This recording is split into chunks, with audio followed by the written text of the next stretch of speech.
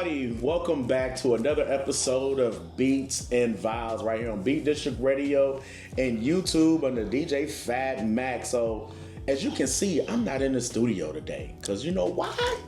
I'm with my good friend, my mentor, the queen herself, the creme de la creme of them all, photographer extraordinaire, Raquita, Henderson, sound, the air horns, me. Hey, everybody. Hey, I've been waiting for this moment. I actually, and the funny part about it, I talked to you and Aaron about this first. And you was like, I'm doing a podcast. You want to be on it? I was like, sure. And then it was like, episode. I was like, you get here when you get here. That's cool. 10 episodes later, I was like, I feel like I gotta cut my teeth a little bit before I come in. That's all it is. That's fine. That's fine. Cool. And then I know, I'm like, yeah, whether she knows it or not, she's going to be a host. Sometime soon. Okay. Whether she knows it or got it. I'm in. She wants to do it or not. I'm in. Rock it. So we've been rocking together for some years now. Yeah. We've been rocking together for some years. And I've seen how you move, not as a photographer, just in this wedding industry, period. Right? And I see your love, I see your passion for it. How did that all come about for you? Because I don't want to really get into the fluff of, how did you get started, Raquita? That's great for people who've been in the game for like maybe 5-6 years. Yeah. You're talking about the 90s for you. Right? Yeah. I started in the 90s, but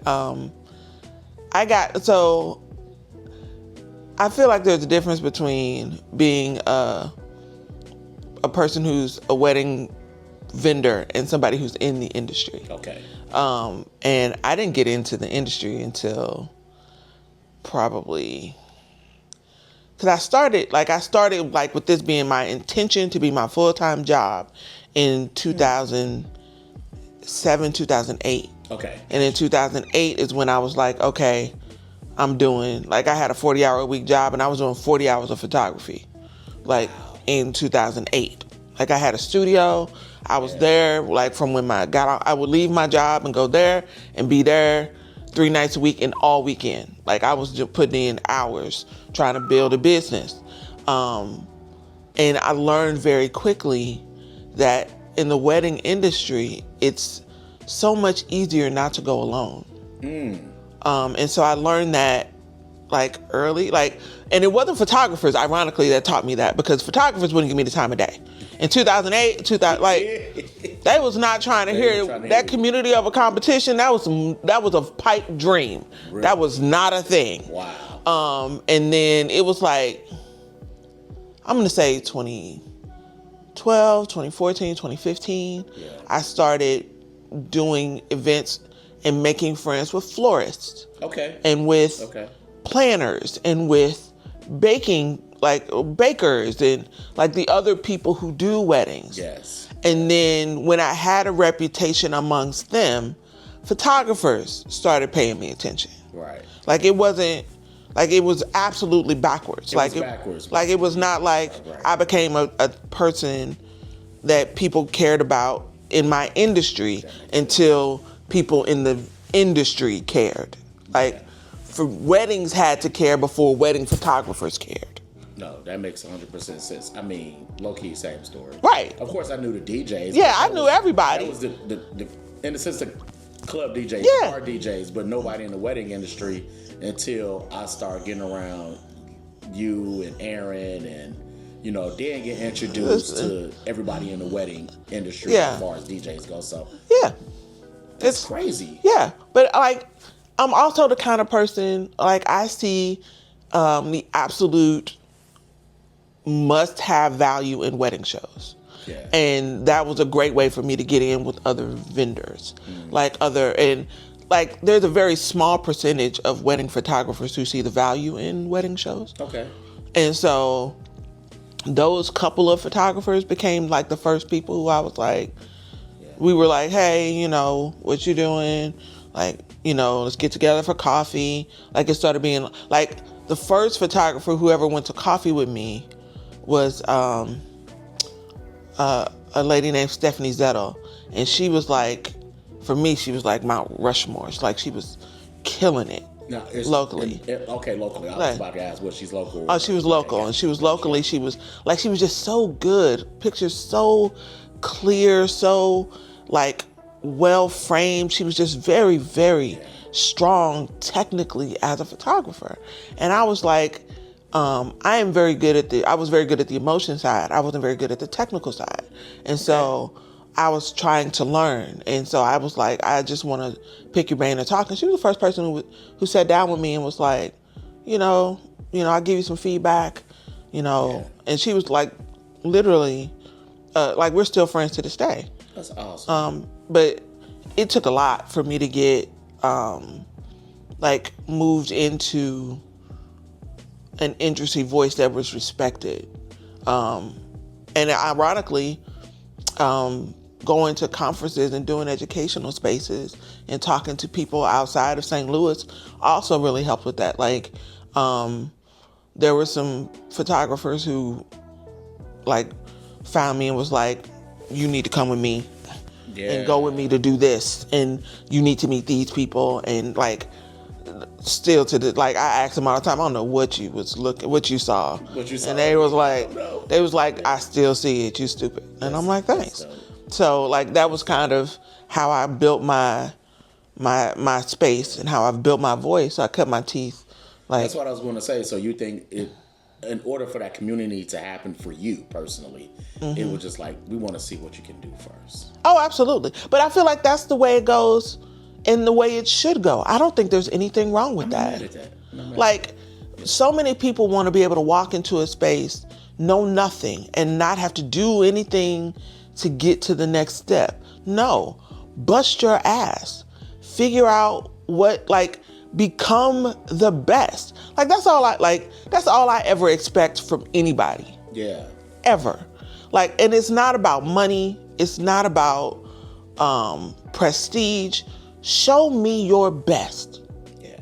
If this is the best you got to offer, then you can decide if your best is not better than anybody, then maybe you need to find something else. Yeah. Because your best should make you better. Yeah, because you want to know, is this going to be just a hobby that you do out of your garage or whatever? Or is this something you trying to, really achieve? Yeah. Because that's going to make a big difference, especially for somebody like you who likes to teach people. Yeah. You probably know which way, how to approach that. Well, even if it's a hobby, the goal should be to be the best at the thing that you want to do. Yeah. Like, if you want to be a landscape photographer, then my expectation is that you know something about previous people who do landscape photography. You are looking at older work. You are learning about the process. You are learning about the rules so that you can break the rules, so you can push the rules, so you can bend the rules, so you can find a new way to do it. Whether it's like, I felt this way about poetry. You can't tell me you're a poet and you've never read poetry. What the fuck? You write nursery rhymes. Yeah. Like, you're not, like, not that nursery rhymes aren't poetry, but like, poetry is an art form. Sure. Like, I love art in general. I was on cloud 9 last night watching the Met. Fashion is wearable art. I want to see your best. They give you a theme. Show me how you rock that thing as your best thing. I love it. And most people don't want to be challenged on what they offer as their best being their best. Why is that? Because it's hard. It hurts. It's an ego thing. I did this thing. Tell me it's great. I mean, it's nice, but you could have done these things. What would have happened if you had done these things? Did you even consider that? Have you reached out to somebody, like, you've seen they work? Oh. Have you reached out to them personally? I have pissed off so many people. Oh my God. Oh, because, and what's funny is, it's what I want. Yeah. Like, it's what I want from people. And my biggest problem in my life right now is that nobody wants to offer me, like, everybody, like, this is gonna sound so arrogant. Everybody thinks I'm great. Yeah. Whether it's at photography or just as a person or whatever, and people don't want to offer me feedback. And I always want feedback. I feel stifled and not growing when I don't have a path. Like, my husband and I were talking. Go ahead. I'm with you though. My husband and I were talking the other day, and I can't remember the last time I had a goal. Wow, that's deep. Like, I've been in survival mode for so long. Yeah. I can't remember the last time I had a goal, and it's eating at my soul. Like, I need something to chase. Yeah. And shooting weddings is not a goal. Like, Anymore. I mean, getting bookings is a business goal. Yeah, for sure. But I don't have a personal art goal that I am chasing. Like, it was off-camera flash. Let me master, let me get in, let me know how to do, like, bend light, work with light, not be restricted by what time of day it is, so forth. Okay, we got that. It was posing and connecting. Okay. Then it was like, there are all these different things that I see as my weakness in myself. And then I set a goal to make that better, stronger, tighter, and then make myself better. I tell every client who come in here, my goal is for my work to be so much better by the time we get to your wedding that you think, damn, I got to steal in hiring her when I did. Yeah. Like, that's the goal. Like, I want to be better for you. That's all I want. I want to be better for you. I want to be a better parent. I want to be a better wife. I want to be a better daughter. I want to be a better human. I want to be a better woman. I want to be a better voice. I want to be a better advocate. I want to be better. Have you always been like that, or just as you got older, it kind of evolved to that? I feel like it's an evolution of my people pleasing. Okay. When you figure out that people pleasing doesn't serve anything, you have to figure out how to make that tendency serve you. Yeah. Like, people pleasing doesn't do anything, because the people you pleasing don't care. They don't care. They will never be pleased enough. You can never do enough, give enough. Go, like, I want to be better for me. Yeah. Like, and that's what I try to teach my children. I don't care about what grade you got. Was it your best? Did you do your best? Tell me what you could have done better. Could have got to class on time. Work on that. Work on it. Could have done this better. Yeah. I want to see you do that better next semester. I don't give a shit about them grades. Yeah. That's not, because grades don't mean nothing in the real world. What did you learn? How did you learn how to live? How is this making you a better person? Yeah. Like, I got a kid in college. I haven't seen a report card since she left. Because as long as you doing your thing.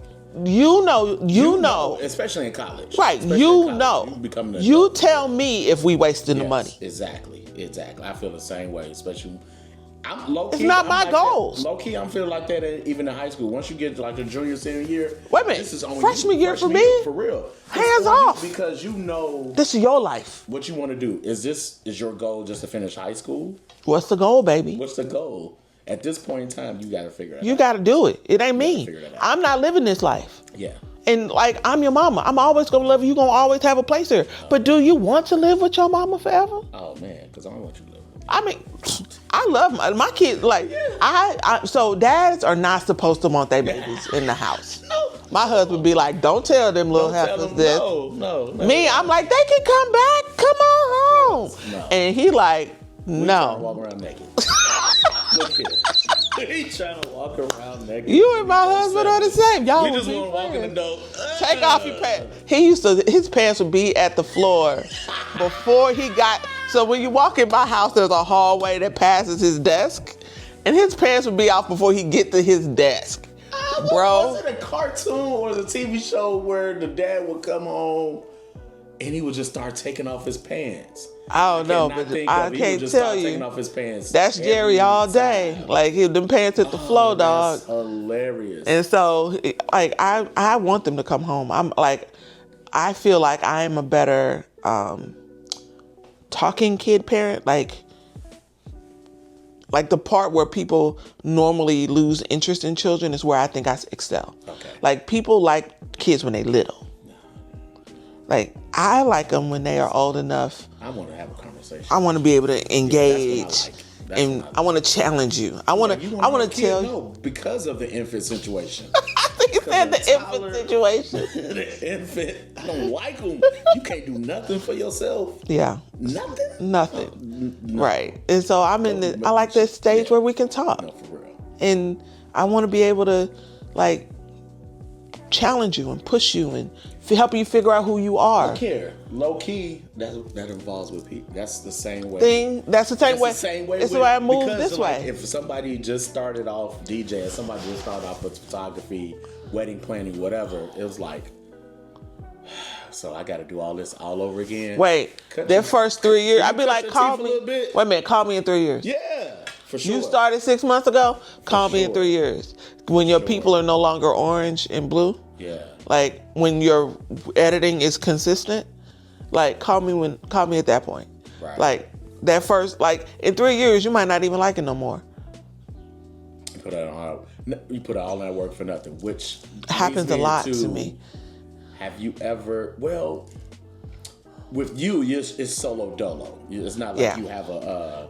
I have a crew about that. Where I know you got B, you got Troy. I got D. I got I got a crew. So do you ever worry about that? Because I talked to somebody else. I won't say who it was, but they was like, I don't want to train anybody because I put all that hard work and then they go off. They just go off. Or are you like that mother bird's like? You do what you think. I literally just trained a dude, and he moved to Virginia. Mm-hmm. We spent almost a year together, and then he moved to Virginia. Mm-hmm. And part of me feels the way about it, but part of me also loves to see him shining in Virginia. Like if I need him, he'll come back. Like if I want him to do a job, he'll come back and work for me.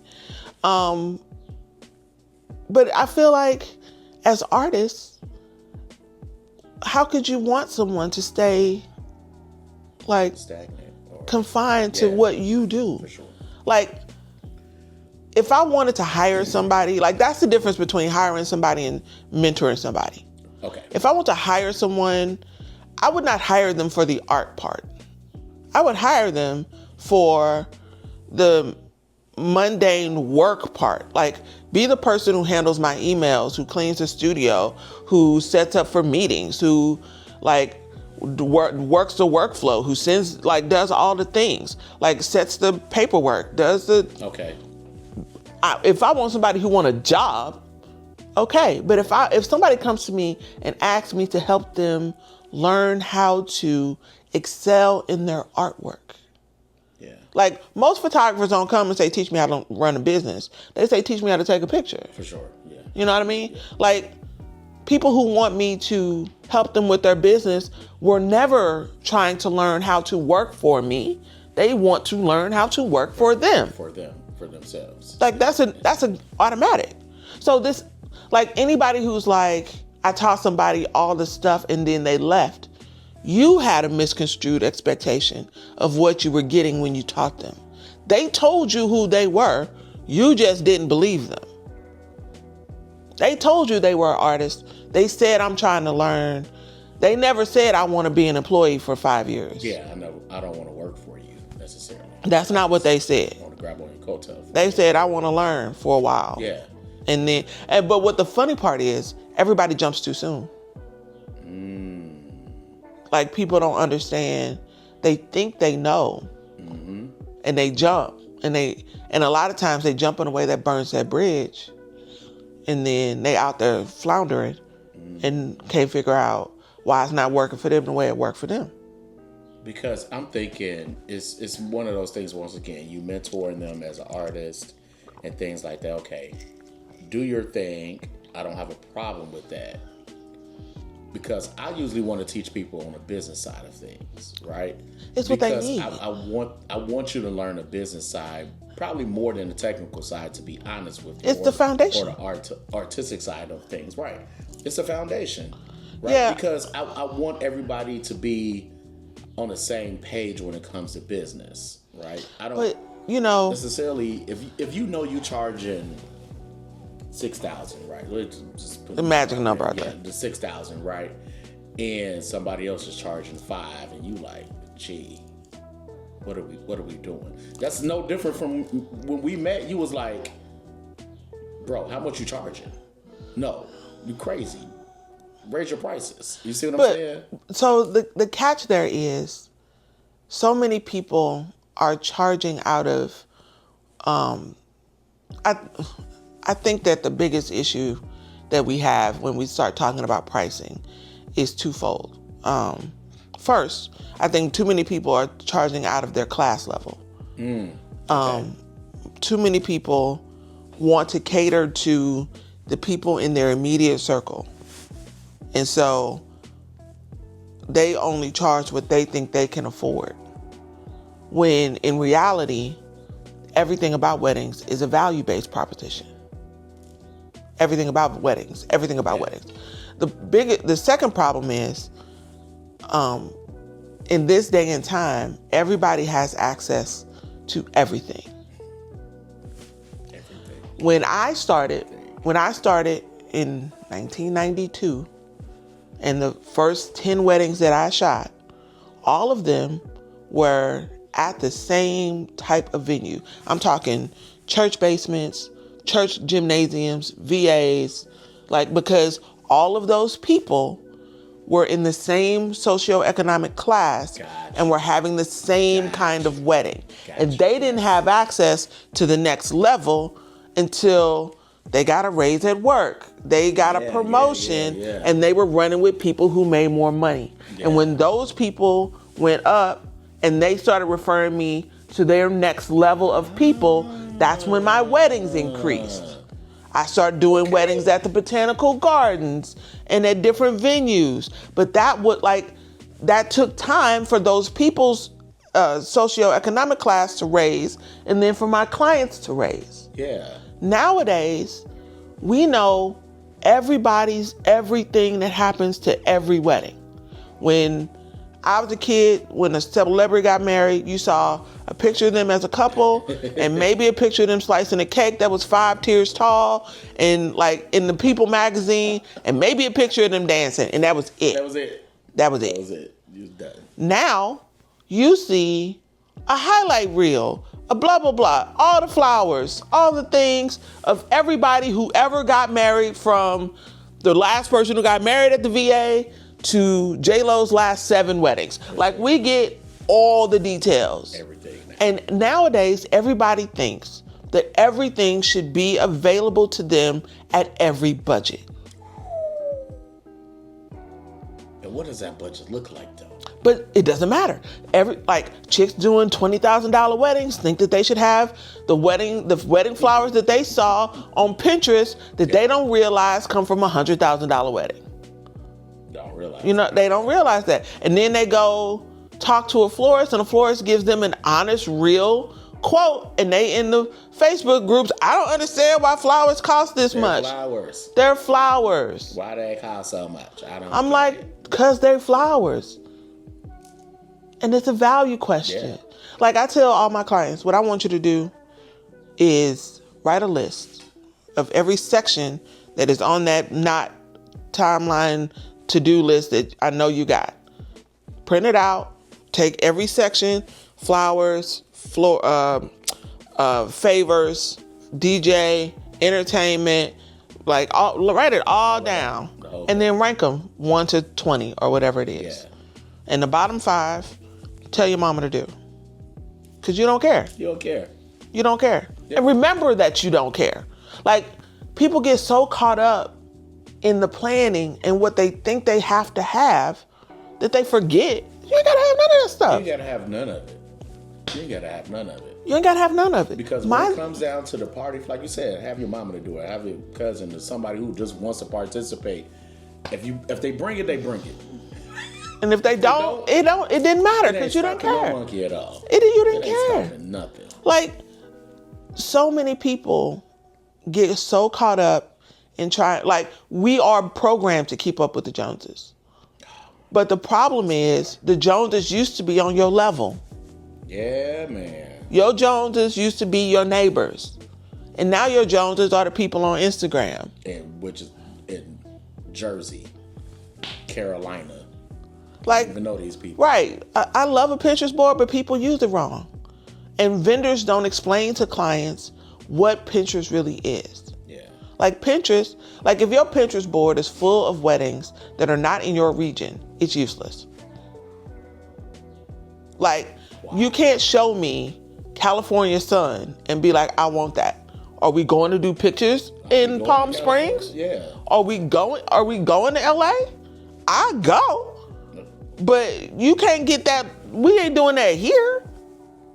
Like, the sheer amount of white marble in DC is breathtaking. But we're not getting those pictures in St. Louis. Like, if I see one more girl in St. Louis with giant DC giant pillars from all the monuments on her Pinterest board, we're not getting that. We don't have those monuments here. Yeah. Like, we don't have those monuments here. A girl gave me a Pinterest board full of cactus. No, she didn't. Baby girl. St. Louis. Baby girl. Please, if you find we don't have a desert. We don't have a desert. Like, the closest I can get you to sand is a sand dune at the river. We can't do that. Yeah, that's it. And I try to be as helpful as I can. What is it about this picture you like? Is it the connection between the couple? Is it the editing? Is it what is it? So I can, because it can't be that 5-foot tall cactus in a corner. So what is it that is drawing you to this picture? And try to get to the bottom of it so that I can help them turn their expectation to their wedding and not to recreating other people's weddings. Right. So do you have, what part of the process is that for you? When you start, do you say, hey, show me your Pinterest board? Because you know they got it. Or that usually happens. Have that heart-to-heart conversation? Well, it usually happens right after they hire me. After they hire you, yeah. I try to have it. Sometimes, sometimes it happens in the consult. Yeah. Like, it depends on the girl and how the conversation goes, or the guy and how the conversation goes. Because I've had some very involved grooms lately, which is awesome. Yeah. I love it. Grooms are on it. Lately? The grooms have been on it. I ain't mad at it. This whole Met Gala and the dandy, I really hope that it really sparks some. I hope it sparks some things for the dudes. I hope the girls get off their necks and get them out of those rental places. I hope. I want it so bad, because girls don't understand. A perfectly dressed groom makes you look so much better. So much better. Your dress could be awesome, and he's standing there looking like a box. Like, he got it from Rando Rental Company, and it don't fit. It don't fit properly, bro. And he looking a mess, and you look like a $10,000, and he look like $200. Because for real, you can get a well-fitted suit. Come on, fellas, at least for under $1,000. Yeah, to be honest with you, for under you can get it done for under $1,000. A well-fitted suit. You can get it done for under $1,000. Custom for you, just for you. Trust me. And I want more men to want it. I want more women to want their partners to care about what they look like. Yeah. And not just phone it in. Because, and I tell so many couples that the groom is the barometer for the day, though. Okay. Because the girl is doing all of this, and just talking about heteronormative weddings. Yes. The girl is doing all of this, and she wants him to be having a good time. She wants him to see all of her work and appreciate it and be vocal about it and so forth. And when she's not having a good time. And that means that everybody else who's looking at her is not having a good time because she's not having a good time. Yes. They trying to make her feel better. And he off in the car, getting high, drinking with the homies, doing whatever the hell they doing. Yeah. And she's like, whatever. Right. And we seen it. Countless times. Oh my goodness. Countless times. And low key, I can tell whether it's during a consult or during process or throughout the process, right? And who's communication. Can I at least see him at the last meeting? If I don't see him at all, I got questions. I got questions. I have concerns. I'd rather for him to call me on his lunch break and talk to me about it, right? Talk to me about some stuff. It's like, look, she knows everything and blah blah blah, but I just want to. Cool, I'm good with that. Yeah, I understand. Yeah. I just want to know what you feeling, what you want out of your day, what type of music you like, and so forth and so forth. Right. I just want to know you want to be there. Yeah. More than anything, like I want to know, even if it's I want her to be happy. What does that look like for you? For you. You want her to be happy? Are you going to be actively involved in making her happy? Yeah. Or are you just showing up? You know who does that? Other cultures. Oh yeah. When I say other cultures, I mean international. Yeah, Nigerian, Indian, Asian. Yeah. The men are so heavily involved. Mm-hmm. And guess what? Those are the best parties for me. Anytime the groom is very involved and very happy to be there, and it's always the best party. It's always the best party. Like, as a matter of fact, it's the difference between having a party and the dance floor being dead. Ooh. If the groom is on the dance floor, party's popping. Party's popping. Let's roll it. The I just did, from the Friday night to Saturday night, even to the Sangeet and everything. Yeah. The parade, everything. He was so involved, and everybody was popping. The whole entire weekend, it was energy, nothing but popping. Energy. Guaranteed. When I see the groom on the dance floor sweating it out, I know it's a good party. It's a good party. It's a good party. Never fails. When I look, I'm like, Listen. Oh, they say he out. Like you just said, he outside. He outside smoking his cigar. Yeah. Whatever. And I like to, like in that situation, I'm an asshole because I will go outside and I make a big deal about taking a really cool photo of him smoking. Like I bring some lights, we backlight it, we get that smoke to look like it's, I get all the boys to blow around them so that the smoke is doing all the things. I make a killer photo. And then I'm like, all right, y'all, it's time to go in here. We got to turn this party up. Yeah. And they go, oh, okay. Because they don't want to tell me no. Yeah. Because I've been like, hopefully, I've been able to be accommodating all day. Yeah. Make sure, that, my goal is to make all the fellas love me. Yeah. So when I have to go, I need you to come in here and turn it up for me. And they go, all right. And then they go in there and they, and I might not get them for but 20 minutes. But for 20 minutes, sometimes that's all you need. The dance floor is going to pop. Yeah. I can get the pictures that I need to make this album look like I need it to look. I can then, when they go back out, then it's table shots. Like if my gallery has a lot of table shots in it, the party wasn't popping. The party wasn't popping. I always ask, I love asking photographers, what's like your sauce? Is it like something at the party? Is it a way shot in wherever, Fourth Park Arch, whatever? I'm just saying that locally. I'm saying generic stuff, but you get what I'm saying. Yeah. Or is it like the party shots, or what is it? So my sauce is that I am able to find and facilitate connection. Okay. I try to do a lot of talking in the year before the wedding about relationship and connection. I ask why a lot. Why are these things happening? Because the why makes people think about the why. Yeah. Like, why is this important? Why are we getting ready at this location? Why are we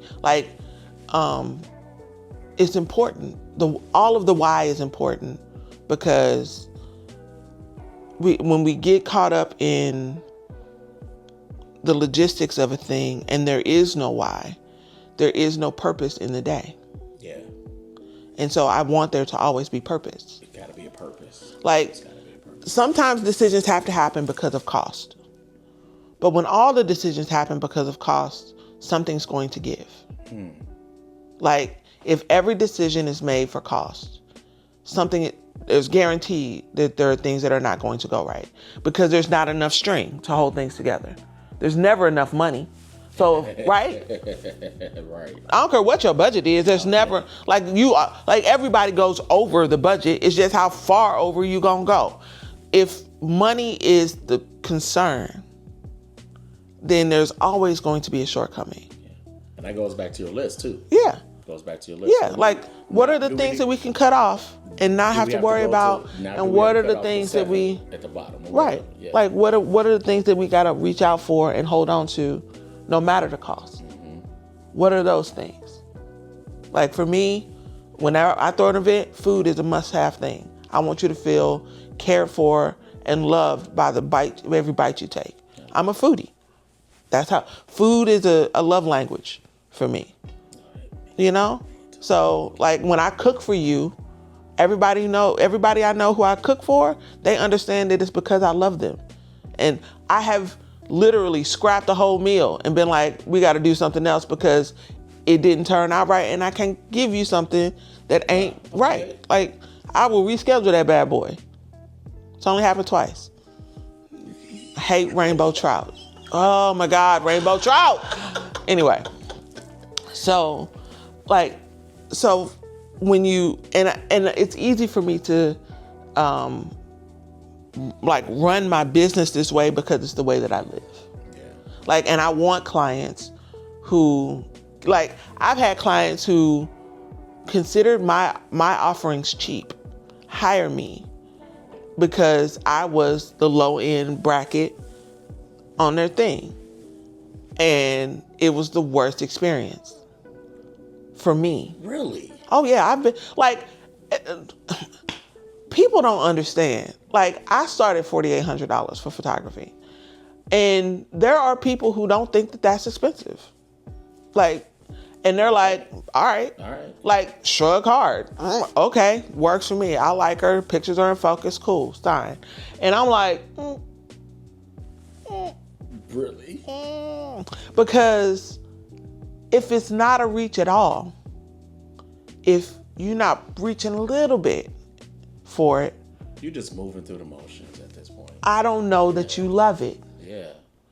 Like, and then I got like, sometimes, like this is one of the conversations where I don't know that I am the right photographer for high luxury because everything goes through the planner.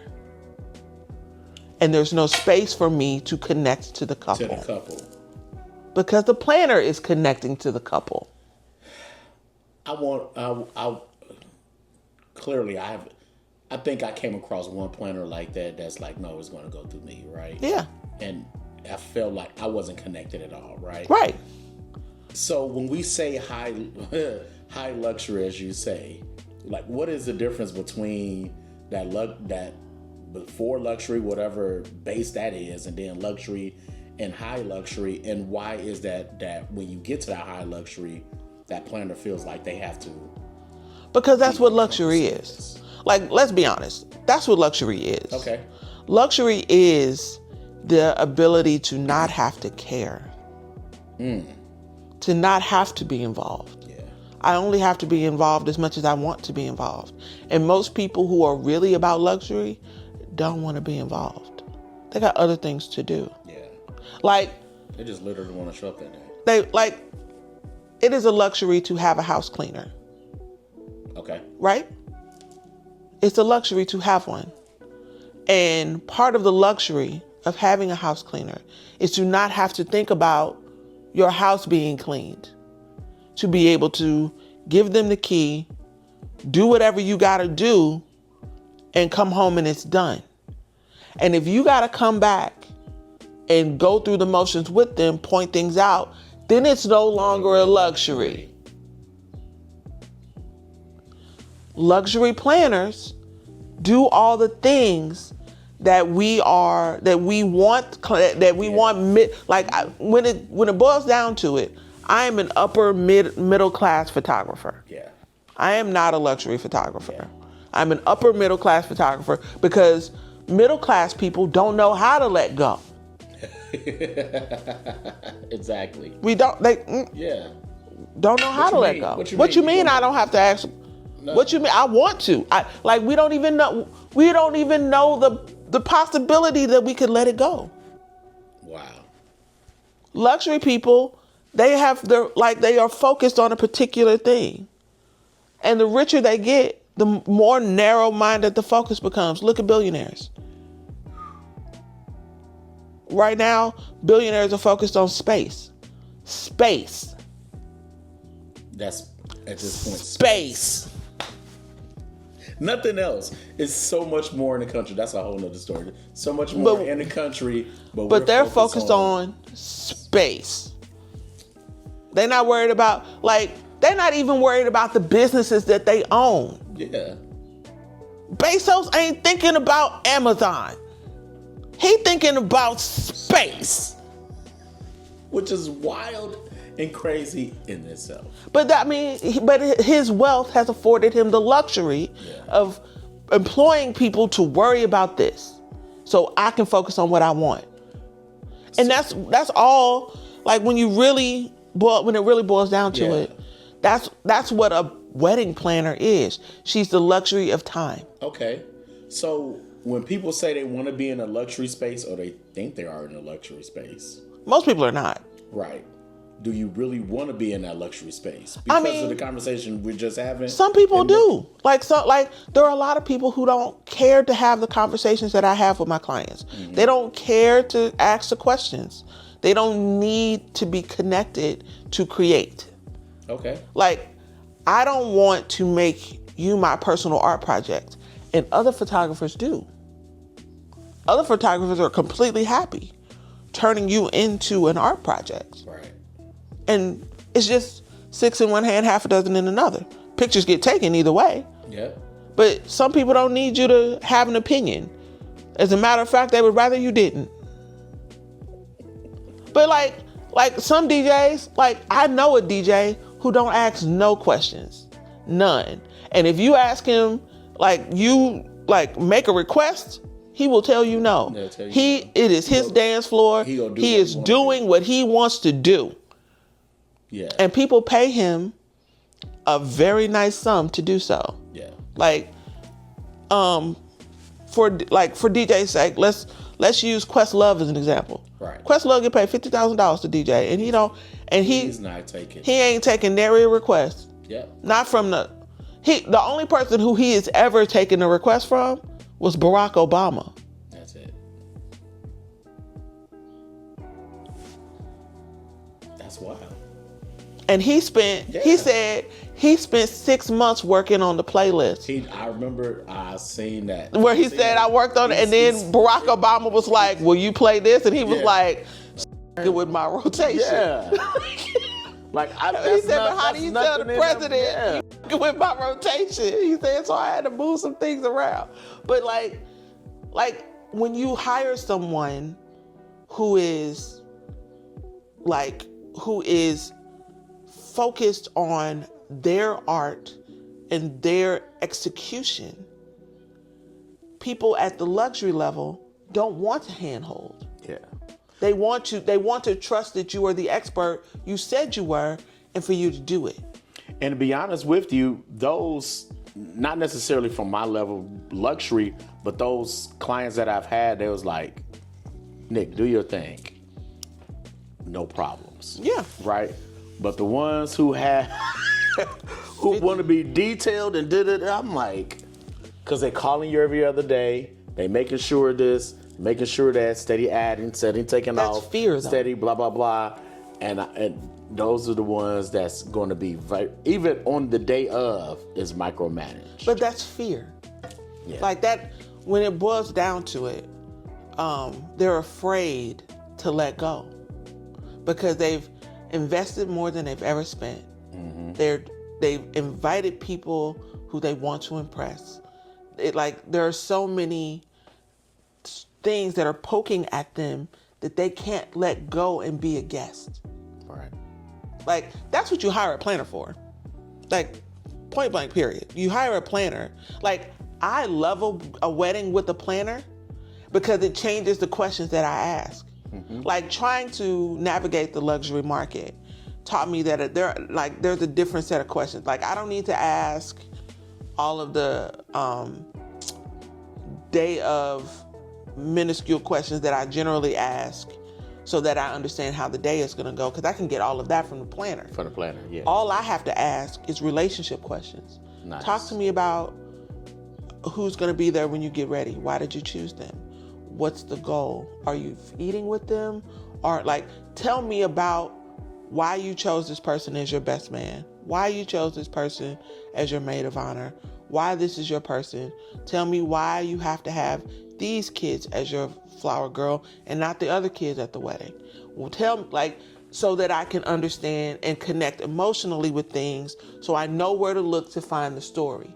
Right. And then I don't, like, there's two separate things that I'm doing when I ask a million questions. One is understanding the flow of the day. One is understanding the emotional output that's happening from the people. Right. And this is all technical, foundational.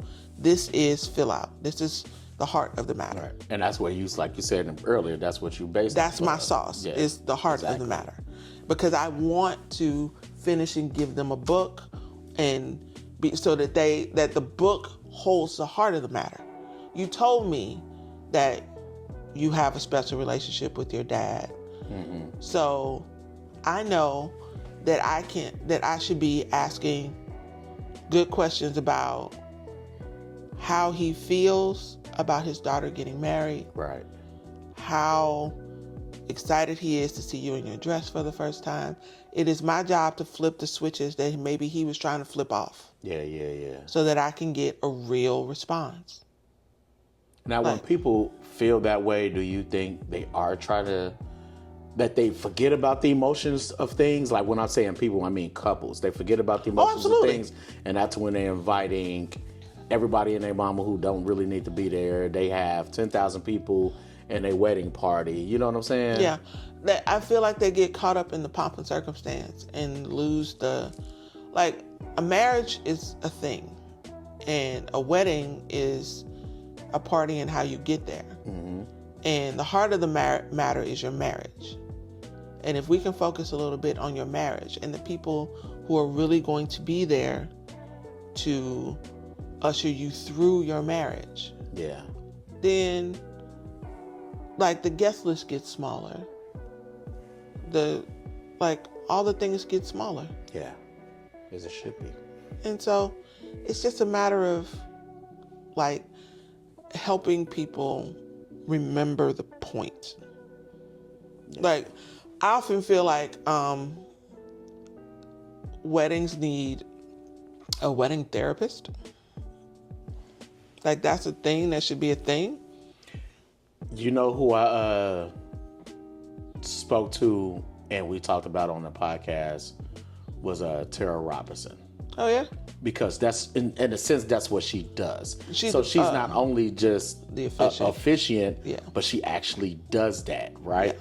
We even had a conversation on almost making somewhat norm of having your wedding a year later.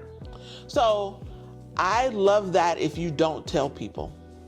Yeah, if you don't tell people. You can't tell people. No. Literally, you guys been married for a year. But you can't tell people that you're married. People. No. And people are not good at keeping secrets. Yeah. So it never works out. So this was a whole conversation. But I guess it's a norm. But people will come out. No, they won't. And I was trying to I had this conversation with somebody recently, and let me explain why. People don't come to weddings if you are already married for the same reason why they don't always come to birthday parties. They don't always come to because it's not a huge deal. Yeah. Like a wedding is the opportunity for everyone who wishes a good thing for you, who loves you and supports you and wants the absolute best for you, to come together and launch you into this new chapter in your life. If you've already started the chapter, what am I launching you into? So the emotional part of things kind of kicks back in. People don't think their guests matter. And I'm like, then why are you inviting 200 people? In the first place. If they don't matter. In the first place. If the only reason why you're upset that someone didn't come is because you pay for their plate and not. That's the only reason why. You hear it all the time. And my question is, do you know what made them miss? If you cared enough to invite them, and they cared enough to RSVP, and they didn't come, what was happening in their world that they made that choice? Do you even care? Do you even know? Because if you invited your crew, your circle, you should know that what's going couldn't on. Come because something happened with her daughter. Right. You should already know that. You should already know. You shouldn't have to be a phone call next day. You should already know what happened to Raquita and why she couldn't come. I don't know that I agree with that, because I am and I just learned this about myself. Ironically, watching Michelle Obama's podcast. I am the kind of friend who is out of sight, out of mind. I love you. Yeah. And I care very much about what's happening in your world. But I have a full plate all the time. And I deal with what's in front of me. I am a super focused person. This is what we're doing? Cool. I'm dealing with that. If it's not on my plate, squeaky wheel gets the oil in my world. Yeah. If you want my attention, you got to tap me for it. I tell my clients that. My family know it. My friends know it. Like, I tell people all the time, if you want to get with me, you got to tap me. And it's not because I don't love you. It's because I got taps happening everywhere all the time. And it's not that I don't love you. And it's not that I don't want to be wherever we are doing. Like, when I'm with you, you are my whole focus. You are my whole world. For sure. I want everything good for you. We're going to talk about it. We're going to be about it. We're going to do the thing. We're going to rock and roll. But when I leave, it's on to the next. Understandable. And if I said I was going to do something, I put it in my schedule, I made time to do it, I'm going to do it. And if I miss it or something happened, and you tap me about it, I'm going to fix it. Yep. But you got to know, if I haven't talked to you in a year, it's not because I don't love you. It's because, like, I have to make reminders in my phone for the people who I have really, really, really, really, really, really love. Yeah. I got reminders in my phone to be like, reach out to Emily today. Reach out to these people. Touch base. It's a list. 10 people. I love it. And on Monday, I get 3 people on Monday. 3 people, like, text and just say I was thinking about you. Yeah. And I need somebody to make an app that mixes that up, so I'm not texting them every Monday. Here come Monday. Raquita gonna reach out today. It's 1 o'clock and there she goes. Right. I need that to not be so Yeah. But like, it's like, bro. Yeah. Like, I live and die by my Google Calendar. If I didn't have a calendar, I don't know how we did it before calendars. But that doesn't mean that I don't, like, I am honest about my time, and if somebody send me a wedding invite and I don't think I should have been on that invite list, I know exactly what gift I'm sending. I send it with my regrets. Yeah. Me and Crate & Barrel, we go way back. And I send a little Crate & Barrel gift. Yep, I RSVP on the site, and I send the gift with a note. I'm so excited for this chapter that you're in. Let me know how I can support your marriage. Yada, yada, yada. Yeah. Loving light, Raquita and Jerry. Jerry be like, who's that for? Don't worry about it. You don't even know. You don't even know. Don't even worry about it. It be his relatives. I be like, oh, you don't know. Don't worry about it. So you dropped a lot of, like, gems and dimes and everything like that. If it's somebody had to put it all together for you, they was like, what's the 1 or 2 things that you would drop on a wedding couple?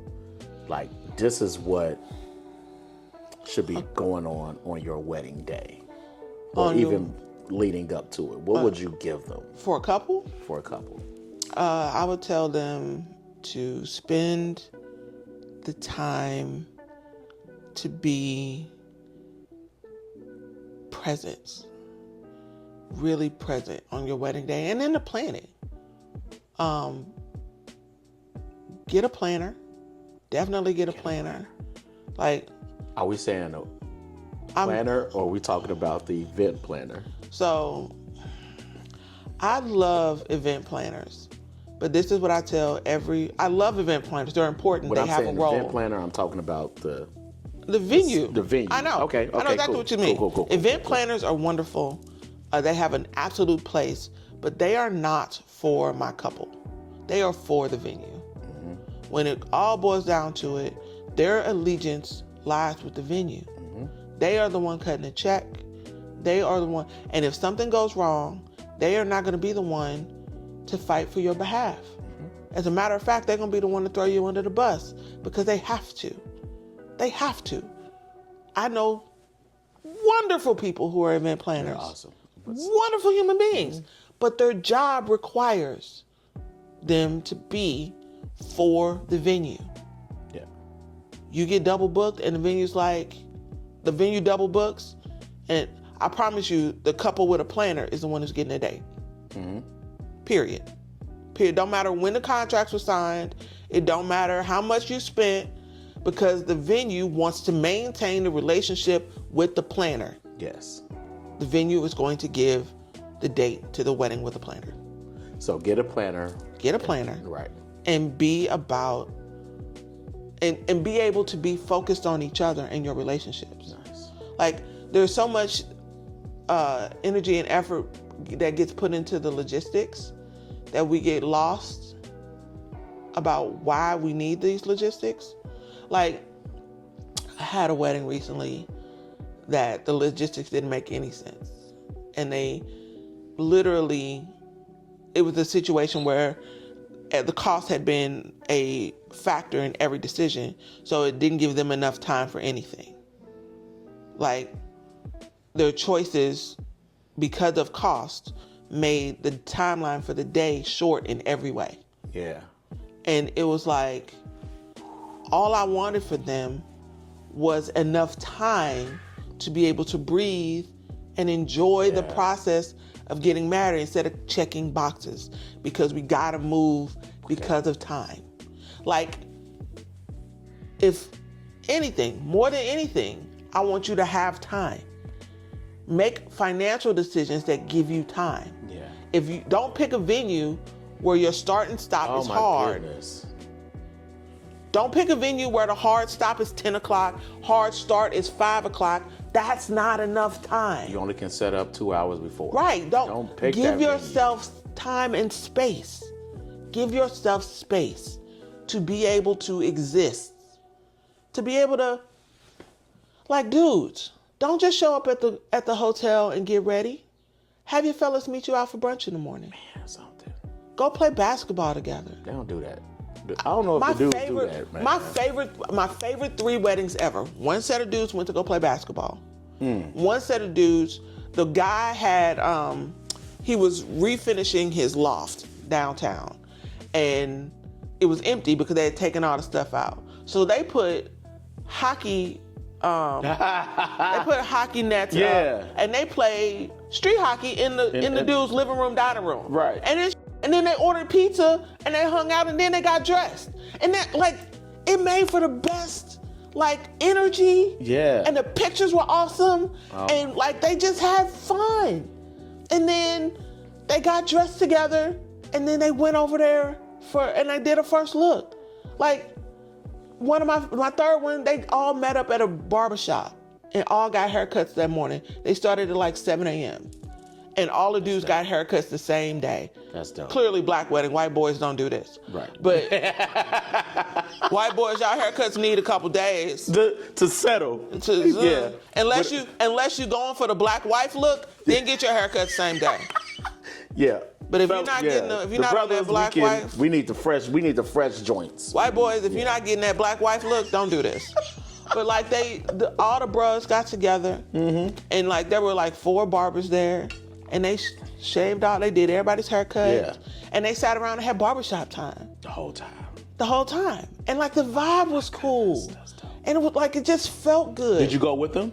I had a shooter go with them. Oh, that's dope. And we just like have a good time.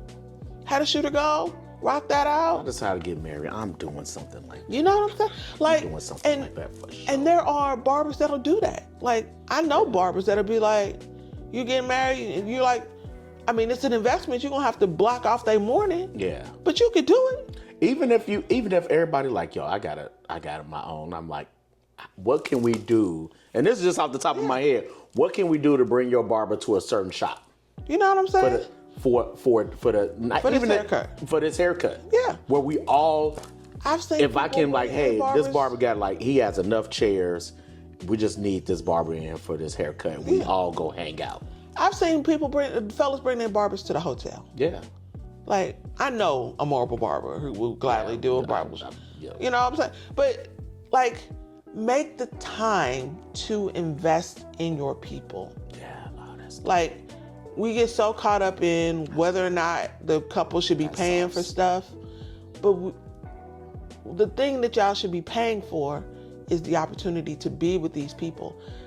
My biggest frustration with wedding parties in general, and this is a couple thing. I'm saying some stuff I should not say out loud. this is what you do, though. Go ahead. You know, I've really got to be better about this. And you put on camera. All right, here we go. I hate it when a couple has a whole beautiful wedding day. Everything has gone beautifully. They come in to do their wedding album. And I have designed this beautiful book with all these people and all these moments. And the first thing that they take out is their wedding party. They take out the procession and they take out the individuals. Like, why do we take these pictures? You're a lot. I'm not. It's the first thing people take out. So I got fresh in a barbershop. I spent hundreds of dollars on the dress, hundreds of dollars on the suit. I got up in the morning. I've been hanging with you all day. And the first thing you take out this book is us. Why you had this wedding party? I'm tearing up your wedding book. You know what I'm saying? When I come over, oh, what happened? Oh. Cognac all on your book. I'm like, bro, why are we doing this?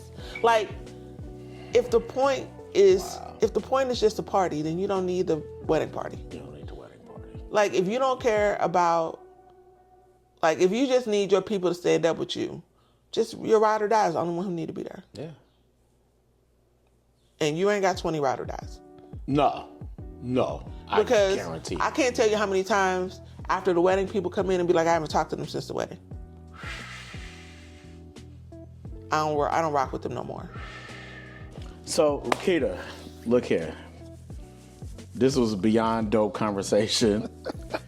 We can do this 10,000 times. And we will. I'm sure we will. I'm pretty sure we will. It's going to happen. It's in the books already, you know.